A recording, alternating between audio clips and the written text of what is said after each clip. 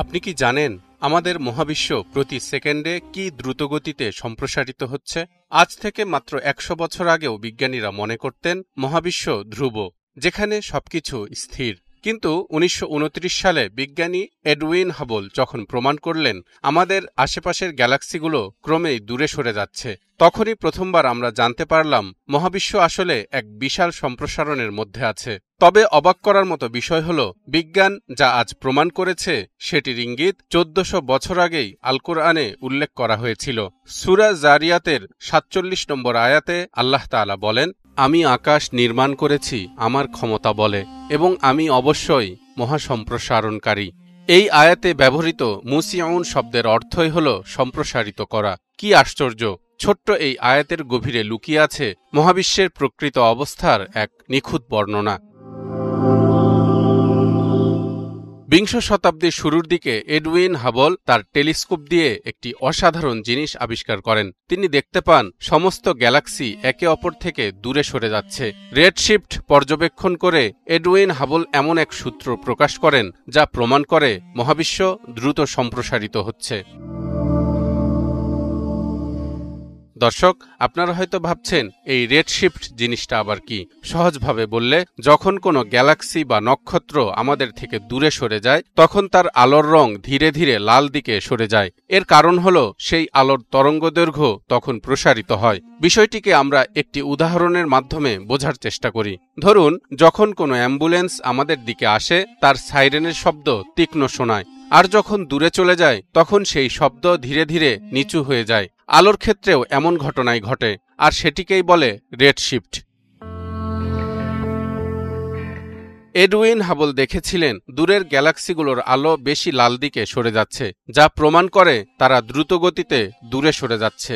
আর এখান থেকেই মহাবিশ্বের সম্প্রসারণের ধারণা প্রতিষ্ঠিত হয়। অর্থাৎ রেডশিফট হচ্ছে মহাবিশ্ব সম্প্রসারণের সবচেয়ে বড় বৈজ্ঞানিক প্রমাণের মধ্যে একটি। দর্শক, এতক্ষণের আলোচনায় আমরা জানলাম মহাবিশ্ব এখনও সম্প্রসারিত হচ্ছে।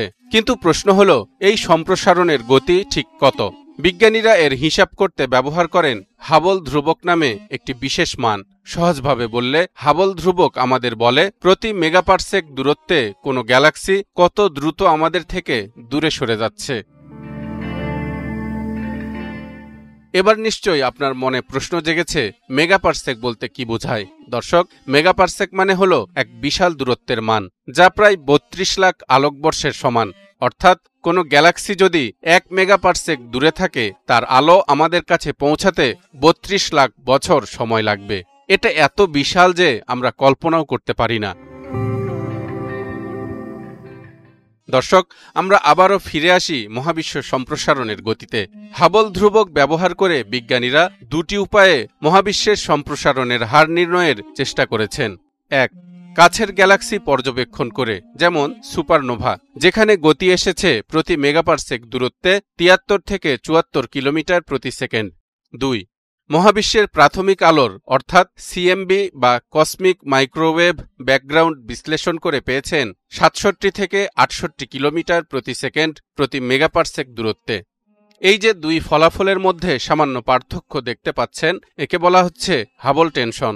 এর কারণ অনুসন্ধানে বিজ্ঞানীরা এখনও গবেষণা করে চলেছেন। তবে মহাবিশ্ব সম্প্রসারণের গতি সম্পর্কে মোটামুটি এভাবে বলা যায়, যদি কোনো গ্যালাক্সি আমাদের থেকে ১০ মেগাপারসেক দূরে থাকে, তাহলে সেটি প্রতি সেকেন্ডে প্রায় ৭০০ কিলোমিটার বেগে দূরে সরে যাচ্ছে। এবার আরও অবাক করার মতো একটি তথ্য শুনুন। মহাবিশ্ব শুধু সম্প্রসারিতই হচ্ছে না, বরং এটি সম্প্রসারণের গতি দিন দিন আরও বাড়ছে। বিজ্ঞানীরা আগে মনে করতেন মহাবিশ্বের সম্প্রসারণ একসময় ধীর হয়ে যাবে, কারণ মহাকর্ষ সবকিছুকে টেনে ধরছে। কিন্তু ১৯৯৮ সালে এক গবেষণা থেকে জানা গেল মহাবিশ্বের সম্প্রসারণ আসলে ত্বরান্বিত হচ্ছে, আর এর পেছনে কাজ করছে এক রহস্যময় শক্তি, যাকে বলা হয় ডার্ক এনার্জি। ডার্ক এনার্জি হচ্ছে এমন এক অদৃশ্য শক্তি যা মহাবিশ্বের প্রায় ৭০% অংশ জুড়ে রয়েছে। আমরা সেটিকে দেখতে বা ধরতে পারি না, কিন্তু এই শক্তি মহাবিশ্বকে আরও দ্রুত সম্প্রসারিত করে তুলছে। আজও বিজ্ঞানীরা এই শক্তির প্রকৃতি খুঁজে চলেছেন, যা আমাদের জন্য এক বড় বিস্ময়। মহাবিশ্বের এই অবিশ্বাস্য সম্প্রসারণ আমাদের আবারও মনে করিয়ে দেয় আল্লাহর সেই বাণী, আমি আকাশ নির্মাণ করেছি আমার ক্ষমতা বলে এবং আমি অবশ্যই মহাসম্প্রসারণকারী। যা আজকের বিজ্ঞানীদের চোখে আঙুল দিয়ে দেখিয়ে দিয়েছে ইসলাম কোনো স্থবির ধর্ম নয়, বরং বিজ্ঞান ও প্রকৃতির সাথে পুরোপুরি সঙ্গতিপূর্ণ। একই সাথে এই আয়াত আমাদেরকেও দেখিয়ে দিচ্ছে আল্লাহর কিতাবে এমন অনেক রহস্য রয়েছে যা আমরা এখনও পুরোপুরি বুঝে উঠতে পারিনি। প্রতিটি বৈজ্ঞানিক আবিষ্কার যেন কোরআনের আয়াতগুলোর সঙ্গেই সামঞ্জস্য রেখে নতুন করে সত্যতা প্রকাশ করছে।